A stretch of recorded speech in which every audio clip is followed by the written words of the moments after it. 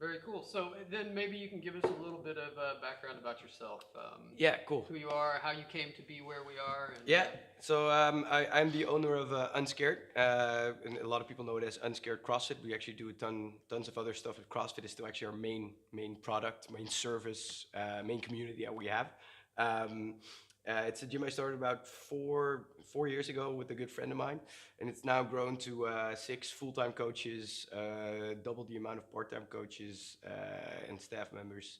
Um, we're at around 500 members, and we've actually branched into a lot of other stuff as well. We do a coach course educating coaches all throughout the Netherlands to become better group class coaches. Um, and On top of that, we organize a bunch of events both for our members and outside. And yeah, I'm often invited to speak a bit more about like the box ownership, what it's like to run a CrossFit gym.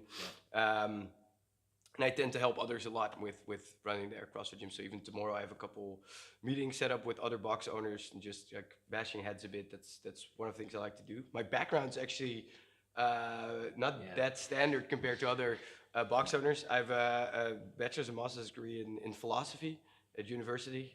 When I graduated, I wanted to.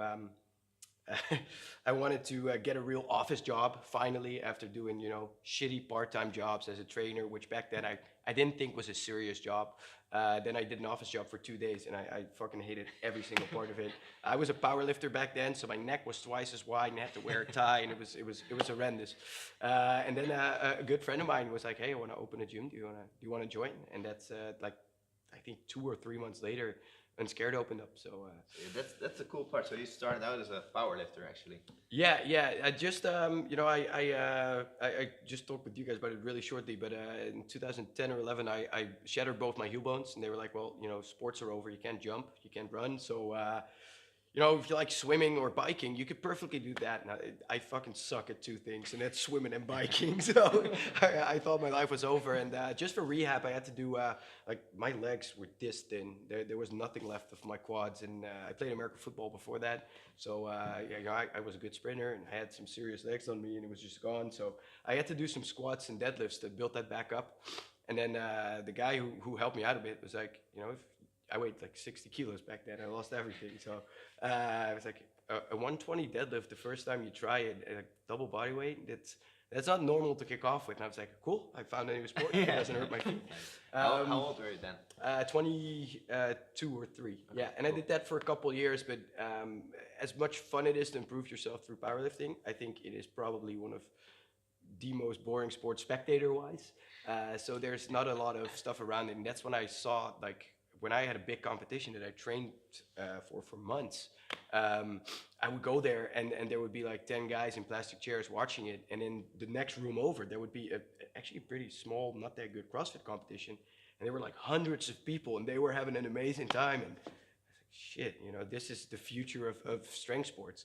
Nice. You say that in a room full of powerlifters, like that's the future of strength sports. Get your head bashed in. Yeah, that made the switch Cool. really easy. Yeah. Cool. So how old were you when you decided to start your business with? Let's see. I was 26 or 27. Yeah, Jochen was a couple years older.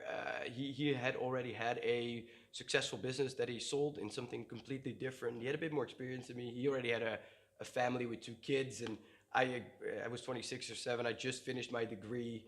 My resume was just filled with a bunch of side jobs from translating to being a personal trainer and stuff like that. So we went into it very differently, which means that I was a bit more of the workhorse, kind of doing the stuff on the floor, coaching as much as I could, doing some of the finances, and he was more of the business developer. He thought a lot more about branding, and he thought a lot more about what we should do with social media and with business development. The funny thing is, like, he left just over a year ago. Everything he did is now like my kind of expertise. So whenever it's branding or social media or business development, like nowadays I'm your guy. And that would be the stuff that I would put on his island, be like, just let me coach. I don't understand any of that shit. So it's actually been a really cool evolution. This sounds like I'm happy he's gone. I'm not. Like, we still call every week and go like, hey, how the hell do I do this shit? Yeah. But it's been, for me personally, for personal development, it's been awesome running it by myself. But by myself is a big overstatement because we have such a big, like, super talented staff. So, yeah. So tell me more about your staff. Yeah, so the coolest thing I think about running a business, and it goes for you guys as well, is you suddenly get to decide who you work for, who you work with, who you cooperate with. So we always had the rule, like, don't hire someone or don't work with someone that you would mind having a beer with. You know, if you can't stand someone or if someone doesn't feel good, don't hire them, you know? So everyone who works at Unscared is like handpicked. Nowadays, they even all go through a coach course. So all the coaches we have, apart from maybe one, are people who were members first at Unscared. So they trained with us, yeah. And then we were like, oh, holy shit, this guy is actually educated in maybe sports science or has a coaching degree or anything like that. And he's really, you know, I always try to look for the people who, if a new person comes in and they don't know where to go, which one of your members walks towards that guy or girl and goes, hey, can I help you with something? Like, that's a future coach. And if they also have the athletic skill and the social skills and maybe the time and the background to be a coach, then we'll invite them to have a scholarship spot, so a free spot in our otherwise relatively pricey coach course. And we'll just see, like, okay, if we put them in fake classes, will it work? Because almost all our coaches went to that or in the earlier stages through a one-on-one internship, usually with me. Like, all the staff isn't just plucked out of the street. They're members who know the etiquette, who know the do's and don'ts. It's easy to be like a leader without having to be a boss, because at some point I probably coached them, so they already have a kind of, you know, inherent respect for me in that kind of way. So that's I think one of the coolest thing about running a business in a sector that isn't ruled by degrees and what kind of educational or resume background you have. You can be an awesome CrossFit coach without having any sports background, educational wise, of course. So yeah, that's the cool thing about the staff right now. Yeah. Good. So when you were starting, you said you took over the business and everything came onto your plate. At that time, you had some challenges as far as like learning new things or stepping into new things. Yeah, definitely. I think the coolest thing was we already had some people on staff full time. Now, at least in the Dutch CrossFit scene, hiring on coaches on a full-time contract is not very common. Having 5 coaches on a full-time contract is absolutely unique. So it was actually kind of nice to already have that. I was the head coach until then, so all we had to do was just find a new head coach, which we had in an instant. It's Kevin, the guy on all the posters. He really lives for programming, for coaching both beginners and competitors. He's a bit more of a hard ass than I am, so he was perfect to be the head coach. For me, all the typical head coaching stuff, assessing the other coaches, having talks with the other coaches, implementing the programming to fit our box, all that stuff. For me, it was like, oh shit, it's Friday, I still need to do that stuff, because I was also doing the finance and running the box, and now that's his main thing, and I got to focus on all the new stuff. I think, you know, I picked up on most stuff fast enough, because even though most of it I didn't do, I was always sitting right next to the person doing it, going to the same meetings. I think the only thing that was tricky for me at first is I was maybe a bit more one of the guys when it came to the rest of the coaches. I would be on the floor too. I was the younger one without the serious family life, so I was joking around with the guys, a bit more foul-mouthed. So, and he could be a bit more authoritarian, which both of these things you need. Yeah. So I think that switch was a bit tougher, you know? Yeah. Suddenly having to tell people 3, 4, 5 years my senior what to do. As a 29-year-old guy, that's kind of, that's something to get used to. I think that was the toughest part. Yeah, that can present a challenge, especially when it's something that you're just stepping into, because there's some confidence, and I think people will also test that. They always will check to see where you were at with telling people what to do. There's a lot that can be grown into. Yeah, I mean, what I said before, I really believe in the difference between being a boss and a leader. You know, if you constantly have to nail down the rules and raise your voice, and you're not doing something right, and especially in such a small, tight-knit corporation as let's say a small popcorn business or a CrossFit box. If you need to be the boss and constantly reaffirm yourself as an authority and doing stuff that's very authoritarian, like, no, you do this because I tell you to, that I think something's going wrong.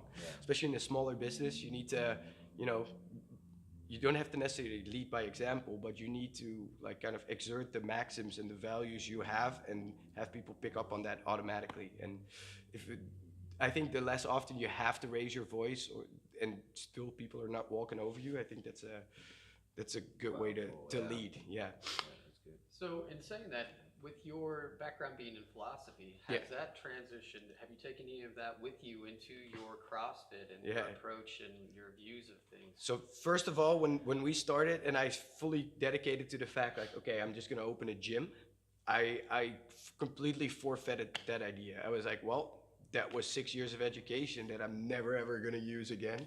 That's how it felt. And then the way my business partner setting up the box, like saying, hey, who do we want to be, instead of what kind of location are we going to have? Like, no, who do we want to be? How do we want people to talk about us?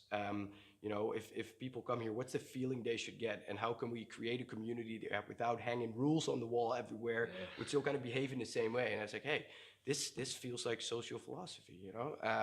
Then we started launching our blog, which had some blog posts do really good, which really kind of integrated the philosophy of value and ethics into, you know, the community and do's and don'ts of a CrossFit gym. So in the end, I definitely found a way to incorporate it both. But yeah, I in hindsight, I would have loved to have studied something like physiology or sports science. Like, yeah, I can use it a bit, and it's definitely sometimes an advantage. But yeah, some more in-depth scientific background on sports and fitness would have definitely helped me in the first few years when I was coaching a lot instead of, you know, running the gym a lot. Yeah. But, you're saying that, but in terms of education, what do you do right now for that kind of stuff? Because it's not too late. For myself or for the other coaches? For yourself. So yeah, so when I was still the head coach, it felt like an obligation to do so. We have a weightlifting coach, Jeremy, who in his free time reads PubMed and empirical studies. You know, so whenever there's something, I'm like, hey, so what's the real deal on, I don't know, insulin resistance and artificial sweeteners? And he goes, oh, come on, you haven't read this and that? I'm like, no. So when I was still a head coach, I felt obliged to do a lot of educations, try to read a lot, which was tough if you're also trying to run a gym that's growing every single month. Yeah. And there's always, like, you're going to have to settle for the fact that you can't do everything. And it took me 2 years before I could kind of let go of that. I was like, okay, if we would have a cool idea and we wouldn't act upon it, it would bother me for a month. I would have no time to work on that idea. And it was a cool idea, but the entire month that I had too much other shit to work on, that idea would bother me. Like, we're not doing it. We still have that thing to do. And I think it took me around 2 years, and then I went completely crazy. And I was like, okay, there's only this much I can do. And if we have a cool idea and it gets thrown to the background and we don't act upon it, it's fine.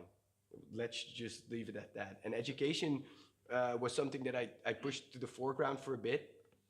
Leaving head coaching behind really gave me the freedom to be, okay, we'll have a huge educational budget for all coaches, but for me, when it comes to sports, physiology, anatomy, I have a lot of basic knowledge. I'm definitely by far not the most knowledgeable coach on my staff, and I also don't have to be. I'm a substitute coach right now. I have 2 head coaches who know a ton more than me, and that's a good thing. If I would try to one-up them on knowledge, I'd be screwed. Yeah. Like, and whenever I need to, I just use a bit more difficult words than necessary, and then hopefully people will believe me. That's smart. Yeah, that's smart. That's what sometimes eloquence is more powerful than knowledge. You know? Awesome. So, but basically, you're still educating yourself, but not in terms of physiology and stuff.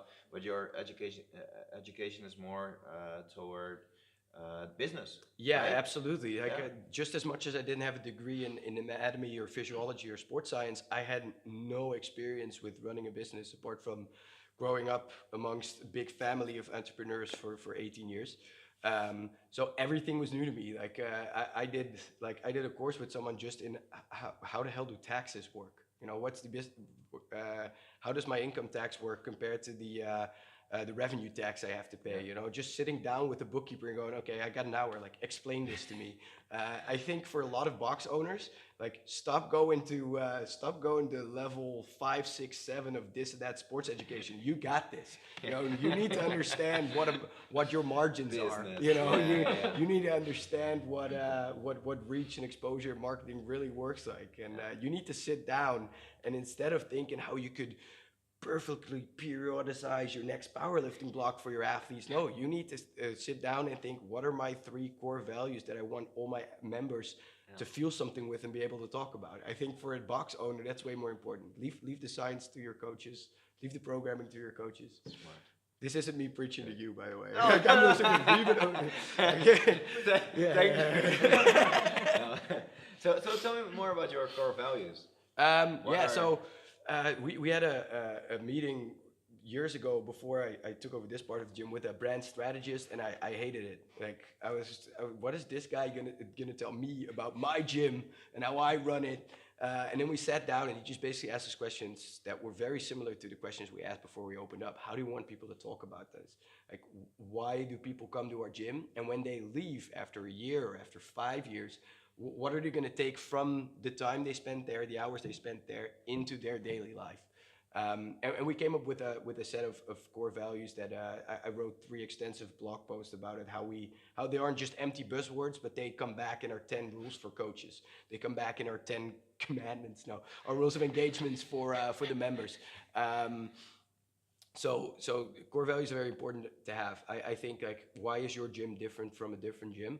You should be able to answer that, and that should have some substance in how your members talk about your box, or how your members talk about your product, or there should be a feeling. So what we do and what you do is something that a lot of people do. There is a lot of gyms and personal trainers. Yeah. Every supermarket sells popcorn. So why did they pay that bit extra to go specifically to your gym or my gym or your popcorn box? And it's box, sorry. But you're right. Shop. Yeah, it's $6. Yeah, there you go.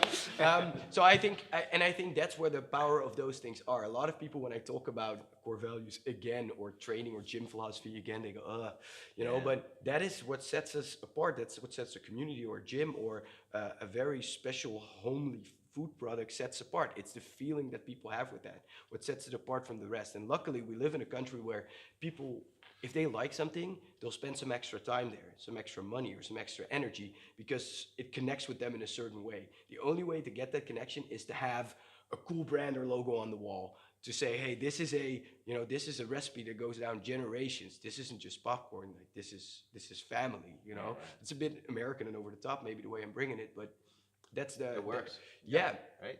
Yeah. In a culture like ours, where people can choose from literally everything, like whatever you could buy as a consumer, you can be paralyzed by options. So a lot of people tend to go with what connects to their daily life and their gut. Like, what gives me a good feeling just looking at it. And something as stupid as a logo or a simple tagline can be like, yeah, that's why I'm gonna go there.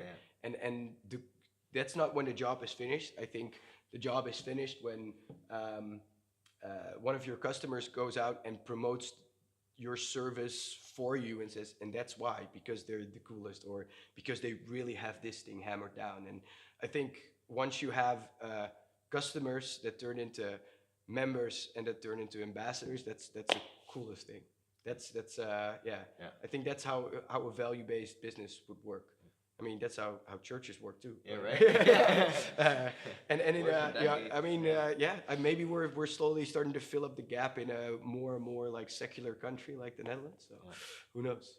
So, what are the 3 core values of Unscared? Yeah. So for us, it's ambition, honesty, nurture or caring, and respect.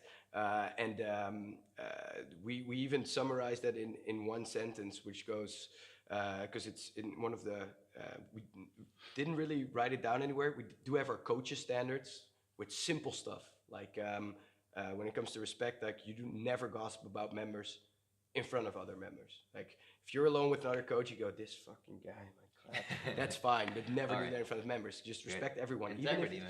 Yeah, exactly. That's cool. And it's nurture and caring is also really focused on respecting the journey. So if you take those things, ambition, nurture, honesty, and respect, it means that whenever someone comes into the gym, we respect them. So we don't judge them on like, ooh, this is a guy that does not fit our demographic. He's too old, too young, too fat, too skinny, not the right color. That kind of stuff should be forfeited.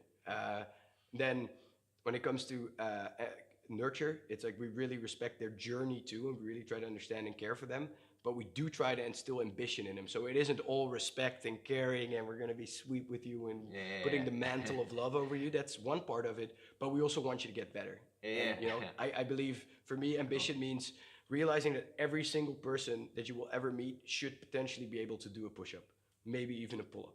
And if you tell that to 90%, okay, maybe not 90, to 50% of the people coming in your gym, definitely those over 40 or over 140 kilos will go, nah. You have to go, no, man, that's 100% in the realm of possibilities. And then finally, the honesty part is, if you're going to be very caring and respectful towards people, which I think is an amazing maxim, and I think you should treat everyone with care and respect first before before you get to know them, and then you can judge. There needs to be honesty too. So you can care very much for someone and instill all the ambition and respect in them. But if they have false concept about you or false concepts about themselves, which is way more common, you have to be brutally honest and be able to call someone out on their bullshit. Yeah. So you can't be loving without also being a bit harsh. Like, we all have dads. That's kind of what a perfect dad is. He's someone like, you're just being a lazy idiot right now, and get your ass out of there. But when you feel bad, he goes, all right. That's we don't want to be everyone's daddy. That's going to sound weird. That sounds weird. But that's the analogy I kind of have with how our core values really also are a real thing with how we treat people, and the rules on our walls, and even the words we write in our social media posts and stuff like that. They're not just like a cool session we had with a branding strategist, like, this is you, and we were like, whoa, and that was it. That's just step 101. Yeah, exactly. Yeah. So that's usually my short pitch for how, what I think, why every business that tries to set itself apart needs to have an underlying philosophy. That can be a word or a tagline or a short manifesto or, but I think that's essential. Else you're just, another brick in the wall. You're just another CrossFit box in Dordrecht. Just another store that sells sweets. There needs to be something below it. Also for you as an entrepreneur, how are you going to put 110% into what you do in the first year, sacrifice sleep if you're just a store, you're just a gym? You want to put something from you in there. You want to give something to other people, and that's why you need to sit down and be, what am I and what do I want to become, or what is this and what do I want this to become? Awesome. Good. So let's go into the future a little bit. So is that something you want to discuss, or is it like, no, that's all secret? And no, I have no idea right now what the future for Unscared is. So for me, it's we are at our critical mass, like 500 members. We can't grow very far beyond that at a single location. My personal approach to feelings about a second, a third, or 5 locations differs per month. So some months I'm like, we have one place, I'm making a decent living, I have some amazing coaches and even more amazing members. Why? Like, what is this imperialistical idea to take over this city with all the locations? And why am I not just happy with what I have now, which is awesome? I have people patting me on the back every week, like, wow, Unscared is really good. And then there's other months where someone pats me on the back, it's like, your gym is doing well. I'm like, not well enough, man. We're just getting started. And I just feel like, shit, I should strive to bigger things. Let's open more spots. Let's bring this to more people. People love this shit. More people should see it and experience it. And we should make more people fitter. We have 5 full-time coaches apart from me that can all be leaders at a specific spot. Why not do it? And then I don't know if the reason for me not to do it so far is it's somewhere in between contentment with what I have right now in the very Buddhist sense of the world, like enough is enough, or just laziness as well. Like the first year, like opening up that new place, and like painting all the stuff and being insecure if someone's even going to show up and all that. I don't want to go through that shit again. So the future would be probably one of my full-time coaches right now being like, hey, Willem, this is all cool. And I like coaching and I like, getting new members in and doing admin or facilities or whatever their tasks are. But I'm ready to go. Like, I want to go bigger. So that will probably, for them, mean I'm going to open my own gym or I'm going to go open my own Unscared affiliate. Yeah. That would be perfect. Awesome. So that's what we're trying to do. So basically you're waiting for them to...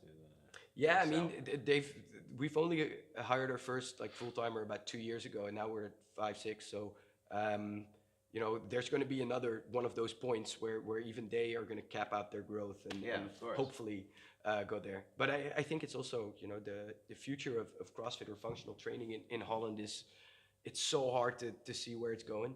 Like the past year, so many new boxes opened up. there's so much more attention from outside of CrossFit gyms to group-based functional training. Yeah. Like they see how efficient it is, both as a ways to get people fit and to actually run a pretty successful business without having all the business sense in the world. So it's very attractive for other people too. So I don't know if we'll see a saturated market or if we'll see a market that's more opened up than ever because everyone wants to do it. That's also like, I'm not sure where we're gonna go. So I'm okay with waiting in this pretty comfortable spot right now. Cool. Well, That's it awesome. sounds like you've got a good plan. You're content with where you are right now. I got a question though, because we touched on this a little bit earlier when we were off camera, and we were talking about. So you've done a lot of hard work to get to where you're at. Yeah. And then, so we're gonna say that's quite a bit of hard work, and then it sounds like now you're waiting for the right time for something else to come along. So where is your? We briefly touched on it. I wanted to kind of finish the thought on. So off camera, I told the guys like, you guys want to talk about a bit about business success or entrepreneurial success, and I warned them like. I can be very cynical when it comes to success. I believe success is not very equal much parts hard work and luck. I think, being in a privileged position, having a couple lucky breaks, right place, right time, but also being born in an affluent country, like a lot of success is just, picking the right location, being lucky with the first people that come through the door and all that stuff. And hard work it's an essential, it's a prerequisite. It needs to be there first. Yeah. And then the rest can come. But I think there's a thing amongst smaller entrepreneurs and bigger entrepreneurs alike that there's a lot of shoulder batting themselves. Like, damn, I worked so hard,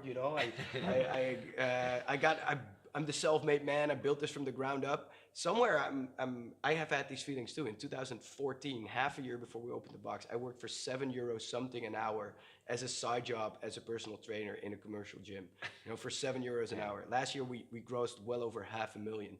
Well, I was like one of the sole owners. So, on paper that's like, whoa, self-made man, so much success. But I think a lot of guys in my position would have achieved the exact same, maybe even more.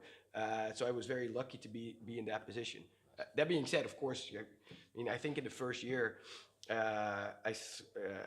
I slept about 4 hours, not a night, just like in that year. No, but no, but it felt like that sometimes. I was there 7 days a week, and I still have too many weeks on 7 days a week. So of course, without hard work, it can't happen. I just think you should be very careful as any kind of successful person to attribute all that success to yourself.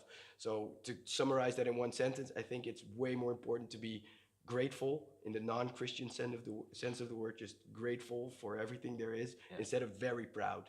Although, of course, you need to be proud if you've achieved something, but I think it's equal parts gratefulness and pride. Nice.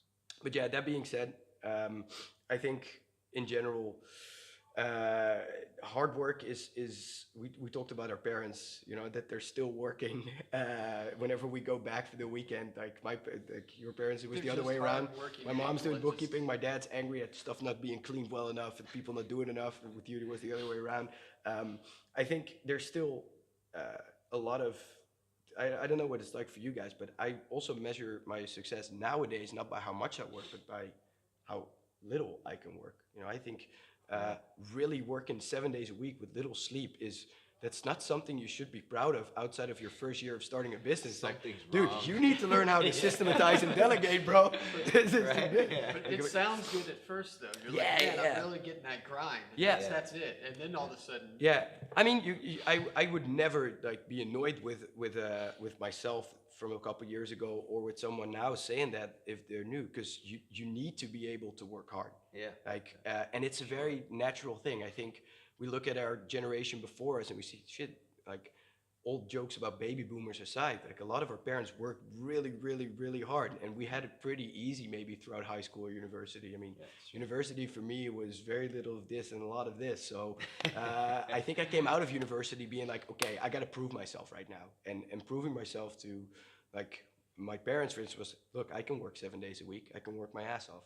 But nowadays, I think after a couple of years of owning a business, you should go, if I'm being proud of working 7 days a week, I should feel slightly embarrassed of not delegating well enough or not systematizing stuff. I think that's also why I'm so reluctant to open a second location. I don't want to go back to work here. I get that. I can take a day off today. Like this morning, I worked on my laptop for a bit, planned some social media posts, got on the train, watched some Netflix. I'll have a cool half-hour talk with two guys who, are very like-minded, and then I'll go back home. I'll eat a sandwich. That would be a Thursday for me. Like most of my friends are working 9 to 5. Right? Having a business is fucking awesome. It's a beautiful Thursday. Like, is the shop open today? Yeah, shop is up and going. So. You're here, man. You're lazy, man. Not working 7 I think what you said was, I really agree with a lot of it. And, I'm grateful for a lot of things. And in particular, I'm grateful that you came by today and took the time to shed some insight on what you do. And I liked a lot of what I heard. I think there's going to be a lot of information out there for different people to pick up on.